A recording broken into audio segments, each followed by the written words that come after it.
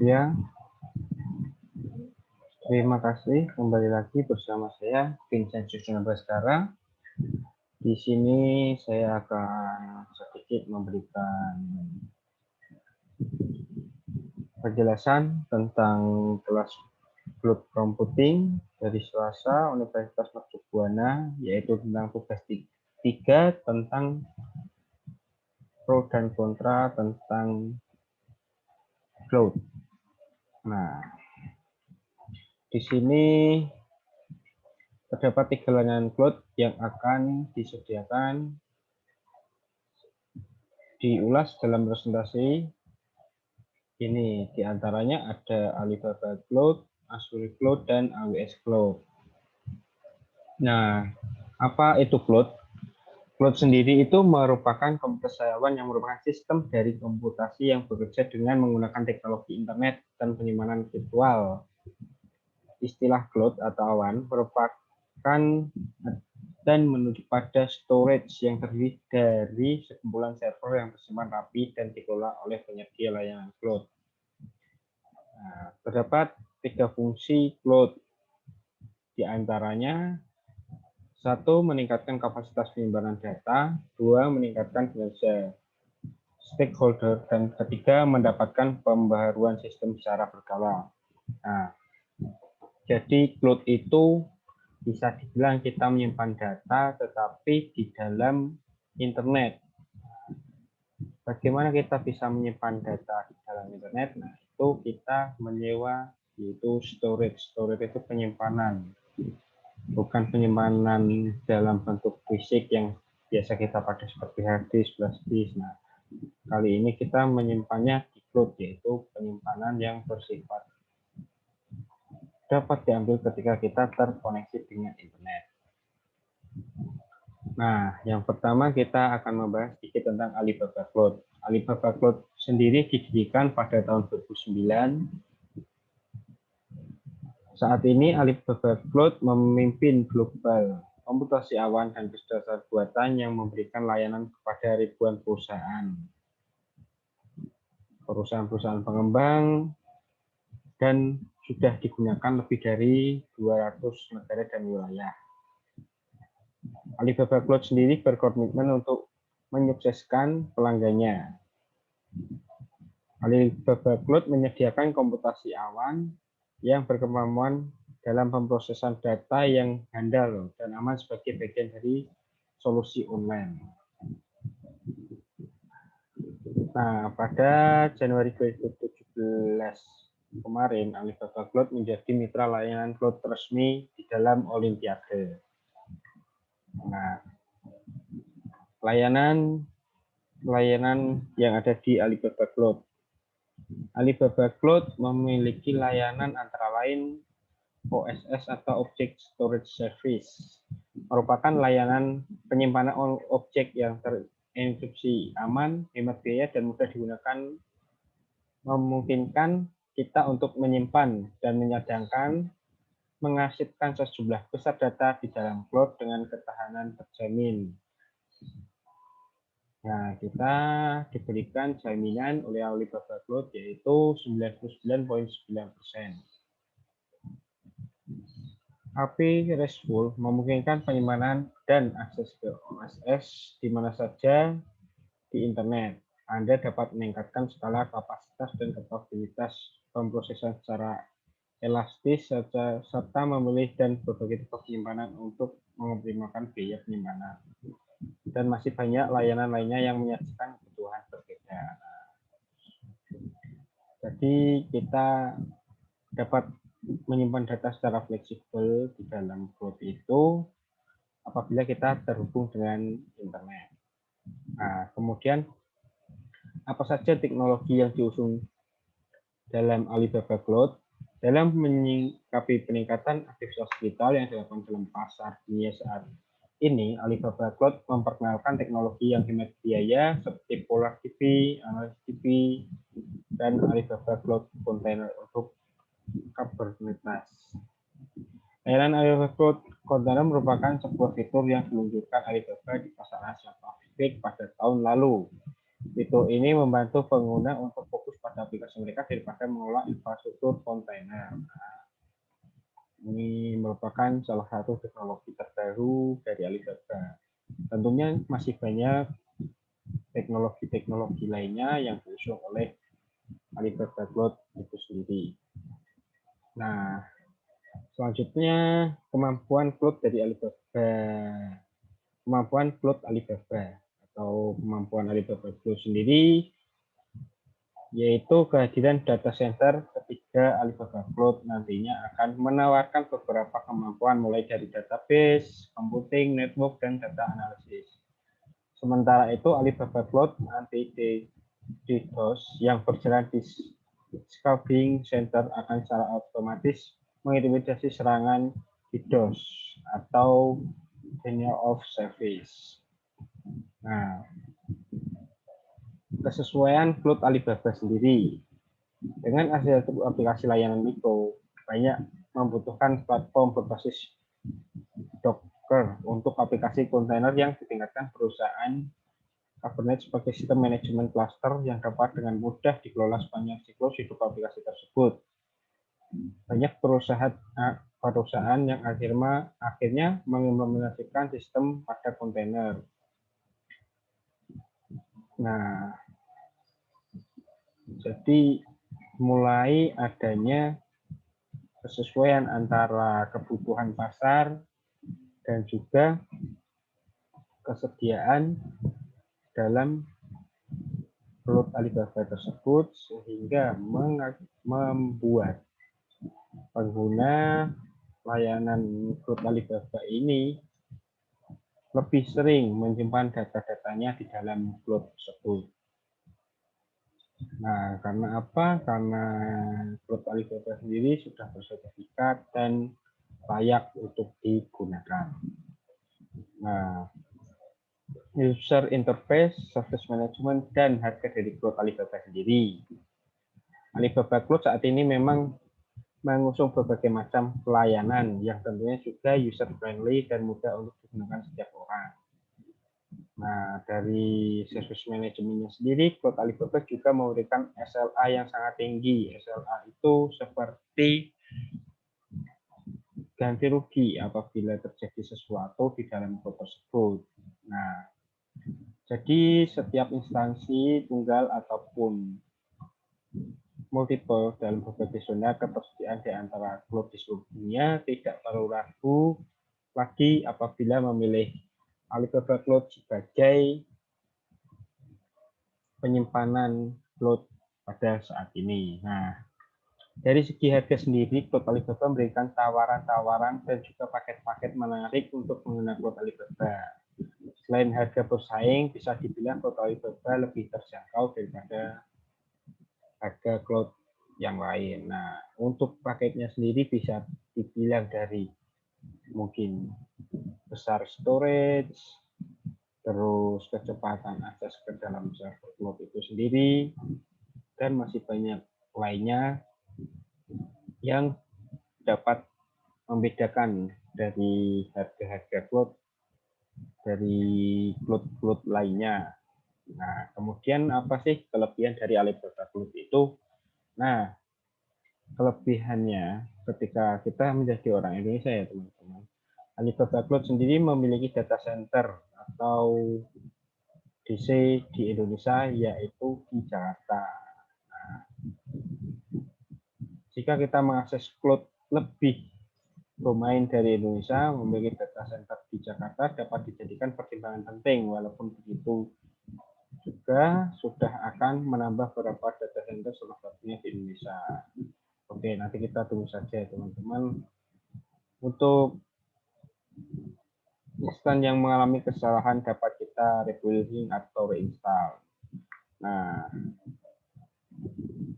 apabila kita melakukan sesuatu atau kita mengupload sesuatu yang salah di dalam cloud ini, kita bisa rebuild. Kemudian kita bisa membangun data kita dan memperbaikinya. Nah, seperti halnya IP public edit juga kita bisa mendapatkan. Nah, kemudian apa sih kekurangan Alibaba Cloud? Nah, ada beberapa yang agak membingungkan. Mungkin saya ada menu dan fitur yang agak membingungkan.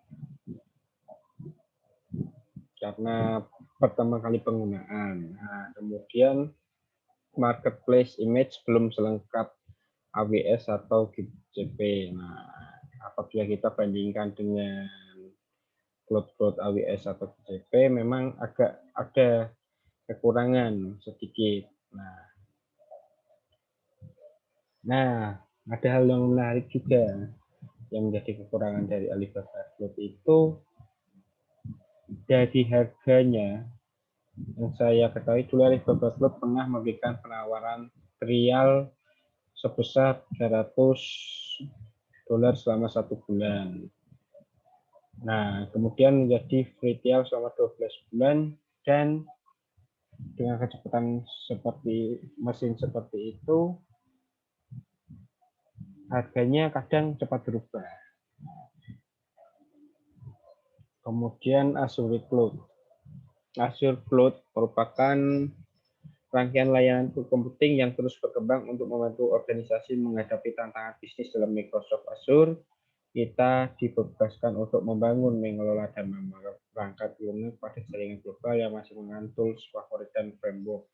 Nah, sebenarnya Microsoft Azure ini lebih ke data edit atau bisa dibilang kita lebih ke misal kita mau mengedit script set atau Word atau presentasi yang sifatnya di dalam internet. Jadi kita tidak perlu menginstal aplikasi di dalam perangkat komputer kita. Kita hanya perlu login saja di Azure Cloud tersebut. Nah, layanan Azure Cloud. Layanan Azure Cloud sendiri terdiri atas 18 karakter dan lebih dari 200 layanan. Layanan tersebut mencakup komputer machine learning, integration, management tool, DevOps, web, dan masih banyak lainnya. Azure juga mendukung penggunaan beberapa bahasa pemrograman seperti Node, Java, dan lain-lainnya. Nah, karena Azure juga cukup luas, sehingga Microsoft Azure ini juga penting bagi penyedia layanan cloud dan juga untuk user dari layanan cloud. Nah, teknologi dari Azure Cloud. Teknologi yang diusung saat ini diangkut oleh Cloud Azure yaitu tools dan layanan yang sangat kompatibel dengan teknologi open source. Apa sih yang disebut dengan open source? Open source itu kita dapat mengadopsi atau kita dapat mengambil sepenuhnya, kemudian kita buat lagi pembaruan-pembaruan yang seperti kita inginkan apabila kita ingin berinovasi. Misal sesuatu yang open source itu bisa dibilang lebih tidak berbayar daripada yang berbayar. Nah, gimana? Nah, ibaratnya kita punya Microsoft Word. Microsoft Word itu lebih bisa dibilang berbayar. Nah, ada satu aplikasi yang sifatnya open source. Ada beberapa aplikasi. Di antaranya itu kalau tidak salah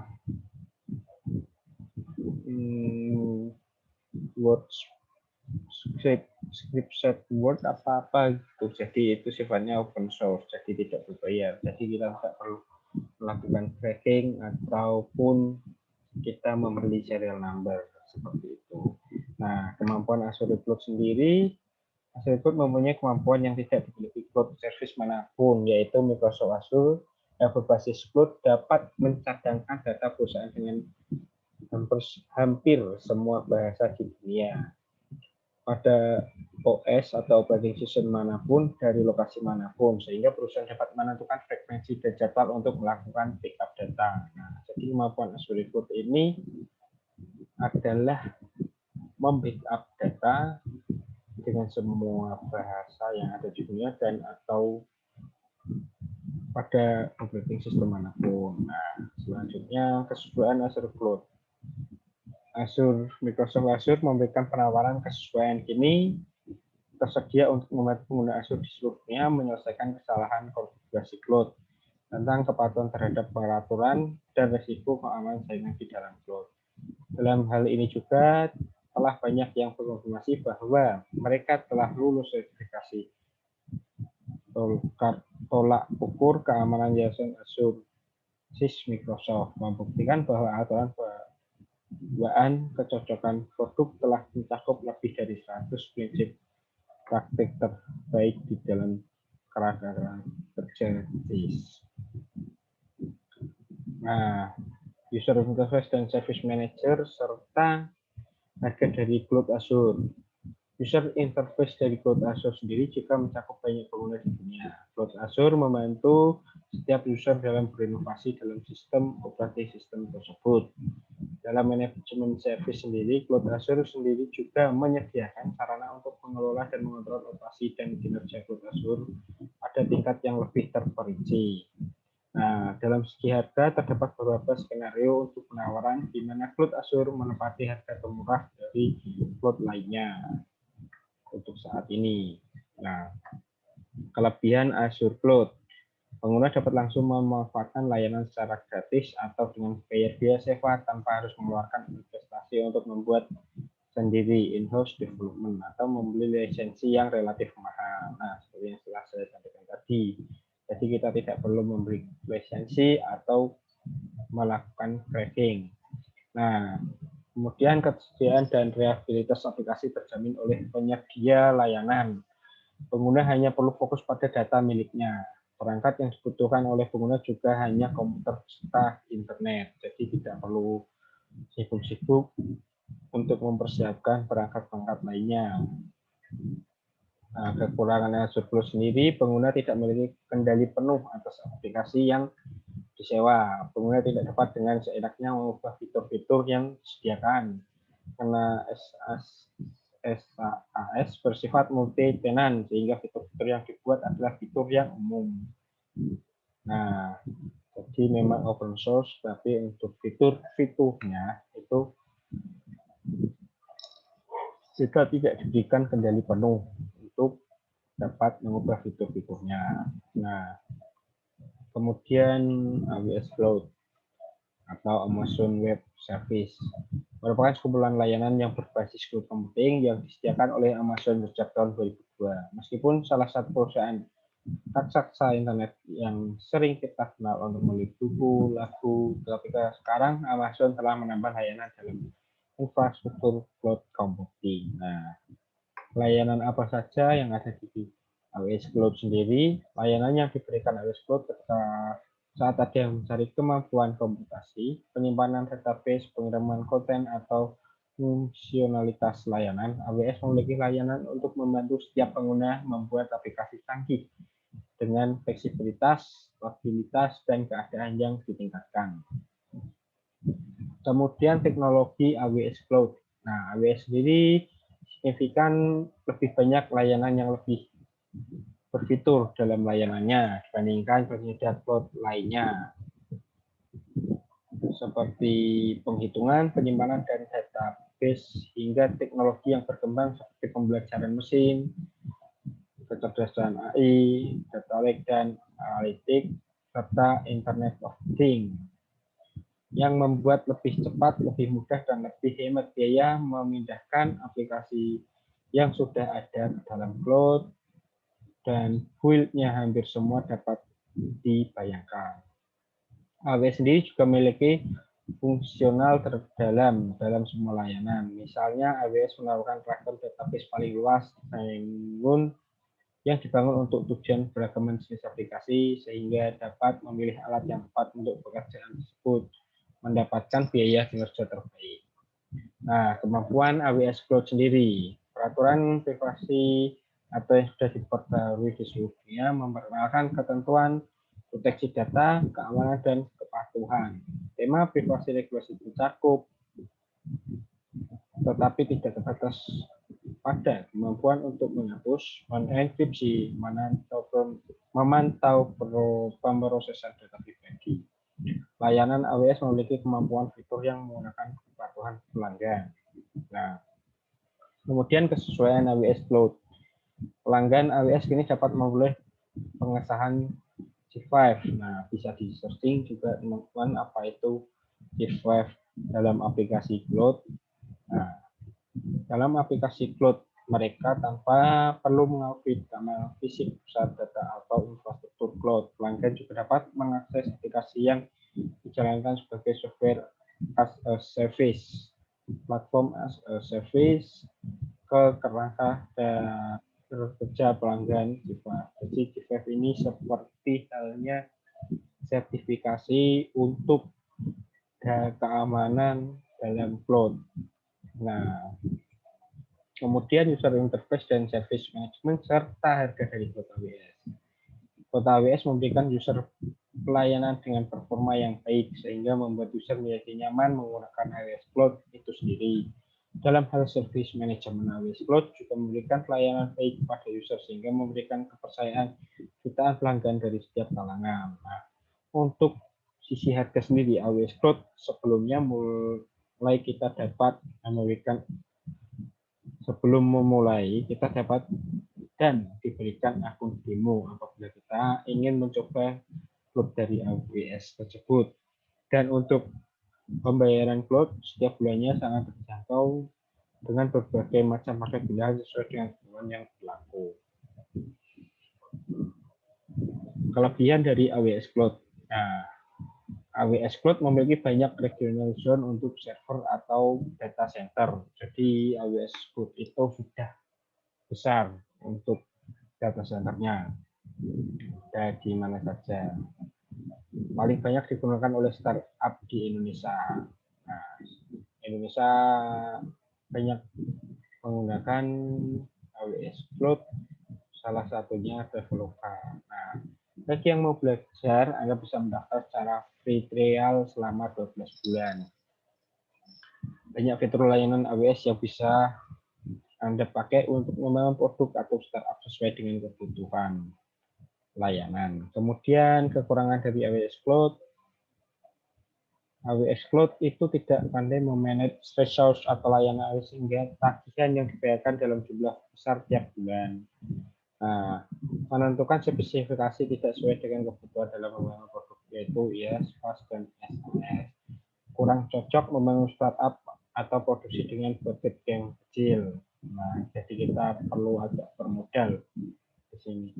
Dan data serta file yang dalam cloud akan menghilang sewaktu-waktu karena ada hanya menumpang data file di dalam komputer orang.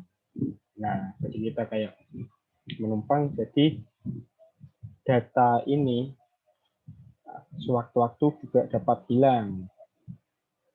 Tidak dapat kredit saldo tambahan pada saat pertama kali Anda mendaftar akun AWS kecuali Anda memiliki kode promosi.